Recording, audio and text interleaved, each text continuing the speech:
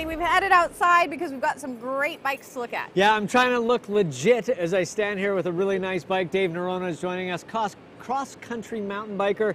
He's just got back from a couple of crazy adventures. How are you, Dave? Very good. Great to be see here. you, man. Now, what kind of bikes are these? What would they fall under in terms of category? Well, both of these bikes are from Marin, and they're basically all mountain bikes, which is sort of the new style, which is good for climbing, but also really good for descending as well. Yeah, because people are used to seeing the downhills with the massive suspension and all that kind of stuff, but a lot of people like to actually ride up the hill. That's right, and that was the problem. I mean, downhill bikes are still really popular in the mountain bike park, but really for NorthShore or any type of cross country, an all mountain bike is good because it's light.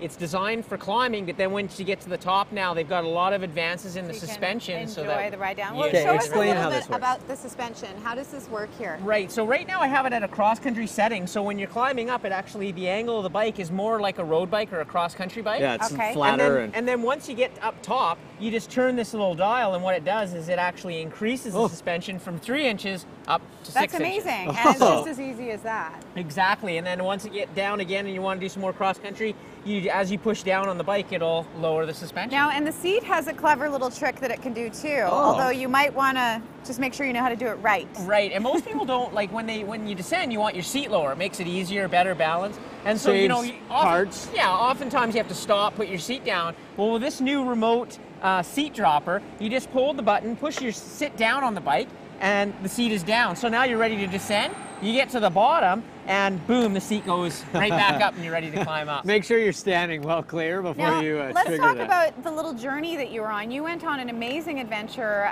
in Peru. What did you do? Right, well, I took off with 11 friends to Peru through the Andes Mountains, riding with Big Mountain Adventures, and we went on a 10-day excursion, mountain biking through some of the biggest mountains in the world. Next to the Himalayas, the Andes are the biggest, and we were doing day after day of 12,000 foot descent. What is it like to get up there? Because of course you're not used to I'm guessing breathing at that high. You're not riding, right? Like No, you're not well, riding some up of the, we did an all-mountain trip where we ride actually a fairly significant amount of the time, which is kind of what we want. We want to climb a little bit. The reality to go there is to ride down. I mean, you're riding down all day. That's what's so awesome about it. It isn't just sort of a half-hour ride Like up and an literally hour all ride day. down. It's like 5 hours of descending and just down, down, down through the old Inca trails and through the Beautiful. Sacred Valley, and you're starting at 14,000 feet, and I mean up there. Wow. there's Now, still how mountains. dangerous are these roads that you go up on? Well,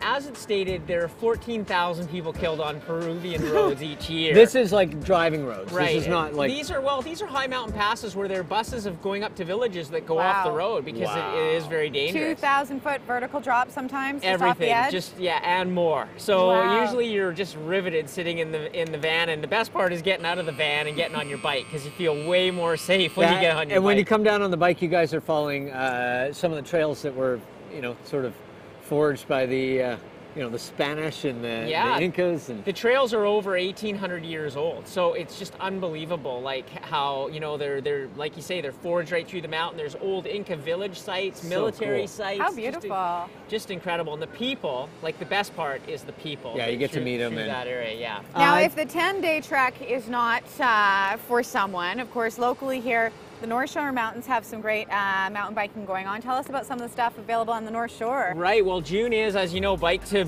Work month, but also we just had a big festival over on the North Shore, the North Shore Bike Fest, and the North Shore has the best trails in the world. Now, they're not the easiest trails, but we have the Richard Durham Memorial Trail, which is any beginner can ride, and it goes up from there. They've got Inner River City Park where you can practice the stunts and then get out on these amazing trails that have stunts and drop-offs. Okay, what kind of equipment should you get if you're going to try and do that? I mean, obviously you need a bike, but what kind of safety gear should you be wearing? Because I'm not going to name any names, but a couple people I know got horribly injured the first time they did it. Right, and the biggest thing that you have to remember, the North Shore has some of the hardest trails in the world. We have the best mountain biking and the hardest mountain biking in the world at the same time. So it's really important to not have an ego when you go out to choose your equipment. Take it easy. If you're cross-country riding, your normal cross-country helmet, but don't be afraid to get the armor, the knee pads, elbow pads, that kind of thing, and just go slow, because really it's if you go too fast, you can get hurt very quickly.